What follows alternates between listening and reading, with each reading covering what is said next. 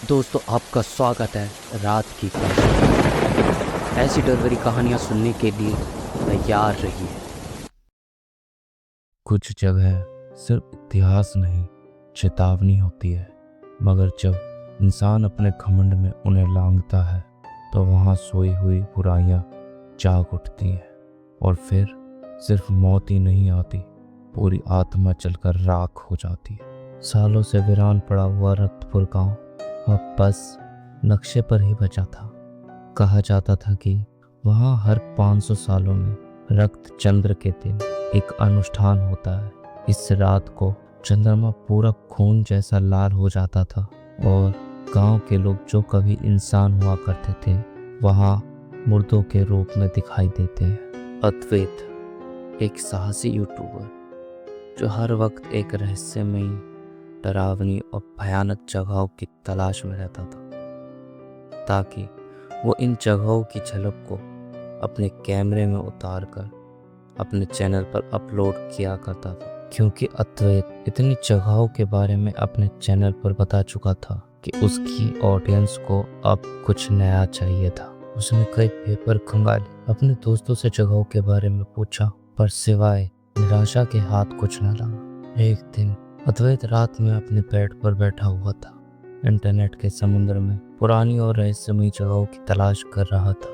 पर कई घंटों तक ढूंढने के बाद भी सिर्फ निराशा ही हाथ लगी। इतने घंटों की तलाश के बाद अद्वैत अपने लैपटॉप को साइड रखता है और गहरी निद्रा में सोने चला जाता है। लैपटॉप अभी भी चल रहा था। अचानक लैपटॉप में खुला पेज अपने आप स्क्रॉल होने लगता है। अगली सुबह अद्वैत एक निराशा के साथ उठता है।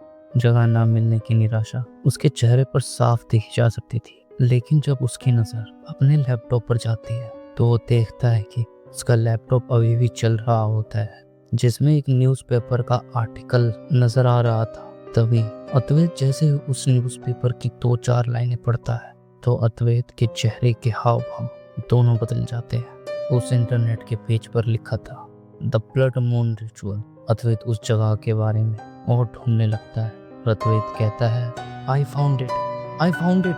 अद्वैत ने अपने यूट्यूबर साथियों को एकत्रित किया। उसके साथ उसके 3 दोस्त नील, मेघा और रोहन चल पड़े द ब्लड मून रिचुअल की तलाश में। चारों रक्तपुर गांव की तरफ चल पड़ते हैं। अपने घरों से काफी लंबा सफर तय करते हुए अब वो रक्तपुर गांव के काफी नजदीक तो पहुंच चुके थे, पर रक्तपुर गांव की मंजिल अभी भी उनसे काफी दूर थी। अब ये सब दो राह रास्ते पर थे, पर अब तक इनका शरीर काफी थक चुका था। अद्वैत ने अपनी टीम को कहीं आराम करने की हिदायत दी, पर ये सब ऐसी जगह फंस चुके थे जहां शायद कोसों दूर तक कोई आराम करने का ठिकाना नहीं था। ऊपर से रात का अंधेरा और घना होता जा रहा था। वो सब अब जंगल में फंस चुके थे।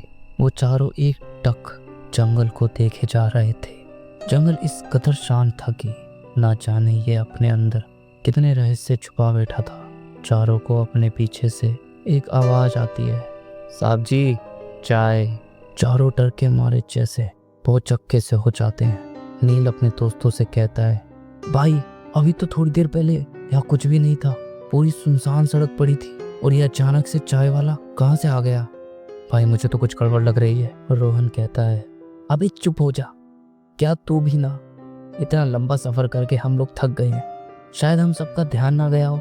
चल छोड़, चाय की दुकान पर चाय पीते हैं। चारों दोस्त चाय की दुकान पर बैठकर चाय पीने लगते हैं और रक्त चंद्र अनुष्ठान के बारे में बातें करने लगते हैं। राहुल चाय की चुस्की लेते हुए अद्वैत से पूछता है, भाई अद्वैत ऐसा क्या है इस रक्तपुर गांव में, और काफी अलग किस्म का नाम है इस जगह का? अद्वैत ने कहा जाता है कि आज से 500 साल पहले ये गांव ऐसा नहीं था और उस समय इस गांव का नाम चंद्रप्रस्थ हुआ करता था।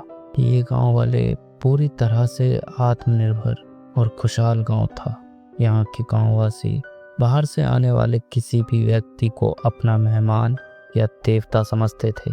परंतु उस रोज इस गांव में एक शैतान आया था, मृत्युदेश तांत्रिक, जो गांव वालों की नज़र में तो वेशभूषा से तो एक तांत्रिक ही लगा, जिसने गले में कई सारी माला, लंबी चटाई और काले वस्त्र पहने और मुंह पे भस्म लगाए उनके सामने आया था। हरिया, जो गांव को सबसे प्रिय व्यक्ति था, उसने मृत्युंजय तांत्रिक का स्वागत किया। उसने तांत्रिक बाबा के चरण स्पर्श किए। तांत्रिक ने उसे आशीर्वाद दिया। हरिया ने मृत्युंजय तांत्रिक से पूछा, बाबा आपका यहाँ पर कैसे आना हुआ? तांत्रिक ने कहा, हम तो बच्चा बागी हैं, हम कहीं भी आ जा सकते हैं और कहीं पर भी ठहर सकते हैं, और इस बार हमने इस गांव को चुना है अपनी ठहरने की जगह के लिए। इससे तुम्हें कोई आपत्ति तो नहीं? हरिया कहता है, नहीं बाबा, हमारा तो सौभाग्य है कि आप हमारे यहाँ पधारे। आइए आपको आपकी कुटिया में ले चलते हैं। तांत्रिक ने कुछ दिनों में ही उन गांव वालों पर जैसे जादू सा कर दिया था। तांत्रिक ने गांव वालों का भरोसा जीतने के लिए हर दिन नया चमत्कार किया करता था। जिसके पास धन नहीं होता था, तांत्रिक अपनी विद्या से धन को प्रकट कर दिया करता था। गांव वालों की बीमारियों को ठीक कर दिया करता था। ऐसी बीमारियां जिसे बड़े बड़े वेद ठीक नहीं कर पाते थे, उन्हें वो पल भर में उन बीमारियों से मुक्त कर दिया करता था। नील की चाय का कप अब खाली होने को चला था। दोस्तों, मुझे तो अब नींद आ रही है, मैं तो चला सोने। नील उसी टेबल पर सो जाता है। राहुल कहता है, इसे देखो, इसे तुम्हारी कहानी ना सुनने पड़े इसलिए डर के मारे सोने जा रहा है। अद्वैत अपनी कहानी को आगे बढ़ाते हुए कहता है, ऐसे ही फिर दिन गुजरते गए और रातें कटती गईं, पर आने वाले दिन उन गांव वालों के लिए इतने दहशत और डर से भरे होंगे, ये कौन जानता था कि उनकी ही मौत का कारण वे खुद बन जाएंगे। वो किसी ने कहा है ना कि कल किसने देखा है, एक दिन एक सुबह सब कुछ अच्छा चल रहा था। हरिया रोज की तरह अपने खेतों की तरफ जा रहा था कि तभी हरिया की नजर गांव में खड़े एक बरगद के पेड़ के पास गई, जहां पर गांव के लोगों ने भीड़ जमा कर रखी थी। हरिया जैसे जैसे उस भीड़ की तरफ बढ़ रहा था, उसे रोने और चिल्लाने की आवाजें आ रही थी। हरिया जैसे ही भीड़ के पास पहुंचा तो वो गांव वालों को बात करते हुए सुनता है कि अरे बहुत गलत हुआ बेचारी के साथ, बेचारी की इकलौती संतान थी। अरे मैंने तो कल रात को ही इसे खेलते हुए देखा था। भाइयों, मुझे लगता है ये किसी का ऊपर का चक्कर है, लगता है किसी ने जादू टोने के लिए ये सब किया है। हरिया जैसे ही भीड़ को काट कर अंदर जाता है तो वो मंजर जो देखता है उसने शायद उसकी कल्पना भी नहीं की होगी। उसके दोस्त मुरली के बेटे की सरकटी लाश बरगद के पेड़ से उल्टी लटक रही थी और उसके बेटे की कटी हुई गर्दन से खून रिसकर जमीन पर टपक रहा था। जमीन इस कदर खून से लाल हो चुकी थी कि मानो कई जमानों से वो धरती खून की प्यासी थी।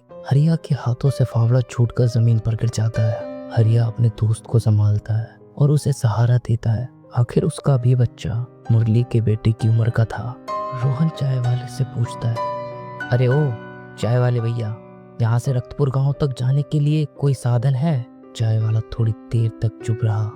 मेघा को उसकी चुप्पी थोड़ी डरावनी सी तो लगी, पर चाय वाले ने कहा, थोड़ी देर में यहाँ से एक टांगे वाला यहाँ से गुजरेगा, बस उसमें चुपचाप बैठ जाना।